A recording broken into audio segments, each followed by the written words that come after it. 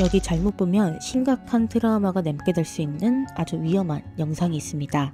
바로 과테말라의 알타베라파스주에 있는 치색이라는 한 평범한 마을에 일어난 알레한드라 이코추브라는 여성의 살인사건의 현장이 담긴 아주 잔혹한 영상입니다. 많은 사람들은 너무도 끔찍한 피해자의 모습에 이 영상을 절대로 보지 말라고 경고합니다. 그로 인해 구글에서 절대로 검색해서는 안 되는 단어, 즉 절검단이라고 불리우는 리스트에 올라가 있는 영상이기도 하죠. 한국에서는 치색의 남편이라고 불리우는 이 영상 속 충격적인 사건의 전말, 그리고 이 영상이 어떤 경위로 퍼지게 되었고 그 속에 담겨있는 배경이 무엇일지 괴담치티에서 사건의 진상을 파헤쳐 보도록 하겠습니다.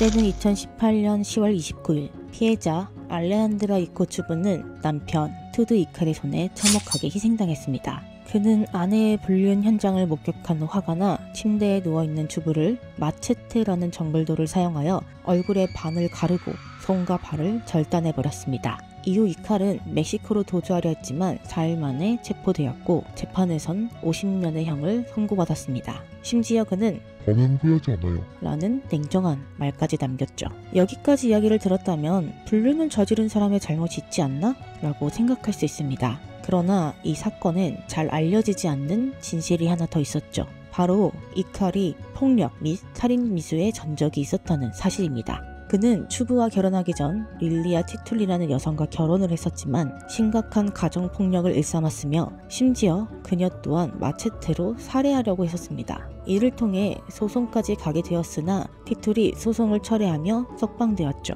그리고 이혼한 뒤 현재 피해자였던 추부라는 여성과 결혼하게 된 것입니다. 폭력의 습관을 버리지 못한 그는 추부뿐만이 아니라 추부와 낳은 3명의 자식들에게까지 끊임없이 폭력을 휘둘렀습니다. 결국 추부는 이혼을 요구했지만 그마저도 받아주지 않았죠. 추부는 그를 벗어나기 위해 다른 남자를 만나게 된 것이지만 이 일이 더 큰 비극으로 이어지고 말았습니다.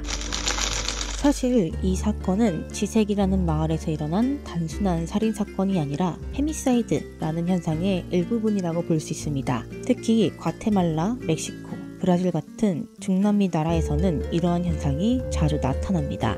중남미 국가는 전통적으로 가부장제 사회로 여성에 대한 차별과 소유, 통제가 강한 편입니다.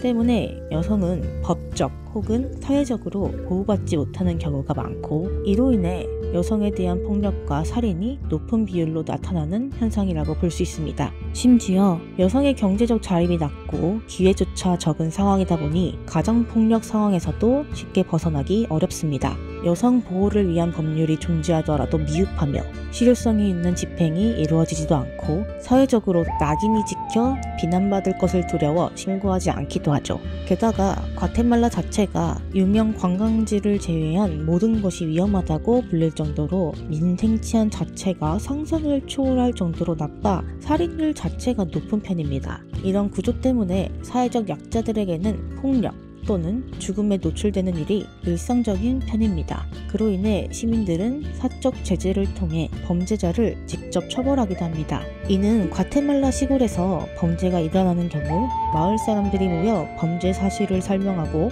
획초리나 책찍으로 때리던 태형이라는 관습을 정부가 인정해주면서 유래되었지만 이런 잔재가 지금까지도 남아 재판을 받는 것이 아닌 범죄자를 직접 심판하는 양상이 보이게 된 것입니다. 이런 문화는 가정이라는 작은 사회에도 깊이 뿌리내려 가정 내 약자에게 정의와 공정성을 가정한 폭력으로 나타날 때가 많습니다. 예를 들면 이번 사건처럼 여성이 바람을 피웠다는 이유만으로 살인까지 정당화하는 경우처럼 말이죠. 알레한드라 이코추브 사건이 세상에 알려지게 된 건 바로 SNS에 피해 영상이 유포되면서입니다. 이 사건의 경우 비명소리를 들은 이웃이 상황을 확인하러 갔다가 추부의 모습을 목격하게 되었고 신고 후 현장을 촬영했던 것을 인터넷에 올리면서 순식간에 확산되었습니다. 영상 속 모습은 많은 사람들에게 충격과 경악을 안겨주었고 고어 사이트에 가장 끔찍한 스너프 필름 중 하나로 기록되기까지 했습니다.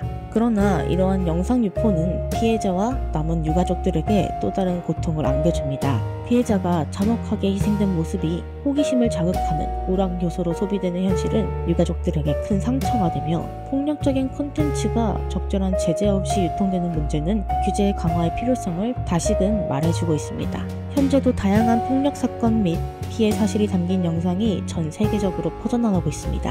이제 우리는 이 영상을 단순히 잔인하고 끔찍한 영상으로만 소비하는 게 아닌 그 안에 담긴 윤리적 문제와 사건의 본질을 고민해볼 필요가 있습니다. 그럼 저는 다음 이야기로 돌아오겠습니다. 감사합니다.